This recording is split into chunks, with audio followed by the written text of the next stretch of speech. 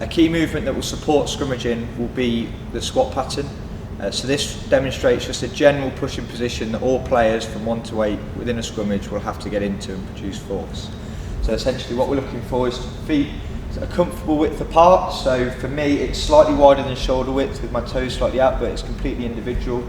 Hands out in front, and the aim is to squat down to parallel, back nice and flat, and up. Repeat one more time.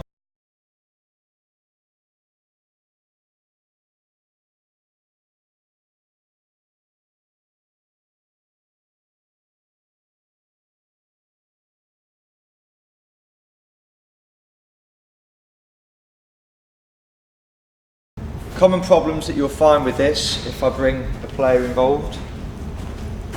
So if I ask you, Chris, just to squat down for me. Common problems that you'll see is potentially heels might rise. You might see that the femur there or the thigh is not parallel with the floor. You can see it's quite high, and you can see that his chest has dropped quite significantly. Now that would be potentially due to a couple of things. So there could be some flexibility around the hips, hamstrings or ankles, or it could just be that they're not used to getting in a good position, so their body isn't quite aware of it.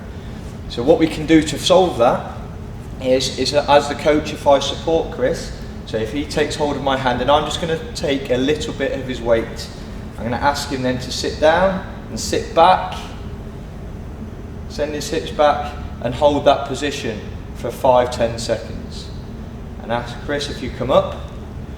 This time I'm going to ask him to repeat the process. You can see his chest is now nice and upright and he's sitting back, and I'm going to take a little bit less weight.